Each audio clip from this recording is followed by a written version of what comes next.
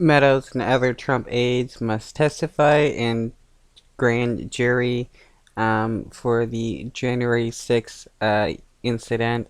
This is hilarious. You got the Stormy Daniels case in Georgia. You got the Mar-a-Lago case or the stolen documents case that's happening in New York City. And now you got the January 6th events going on. Trump is ruined.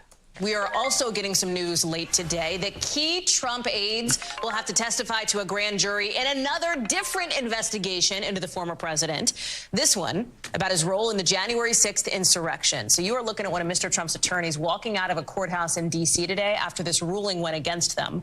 The focus here is really on former Chief of Staff Mark Meadows, who it turns out is going to have to comply with a federal subpoena, which means he will have to answer questions about January 6th and what he saw and the conversations he had while he was Mr. Trump's chief of staff that day. The judge here basically said, nope, Mark Meadows, you are not covered by executive privilege in this instance. That is why Meadows has to speak. Ryan Nobles is joining us now. An appeal is all but certain here, right? I mean, that is the expectation on this front. But we can read some tea leaves by the fact that this decision came down from this judge at all. Yeah, that's right. And the most obvious one being, Hallie, that this is a criminal investigation into the former president. And thereby, if it is a criminal investigation, executive privilege does not matter. And the big difference here between where we've seen Mark Meadows subpoenaed before and where he was able to beat back a subpoena because of executive privileges is, of course, the January 6th investigation, where the committee, the January 6th Select Committee, had tried to compel him to come forward, but the Justice Department chose not to prosecute him for criminal contempt of Congress because of that executive privilege protection. This is a lot different because this is a criminal investigation. That is the one area where executive privilege can be lifted.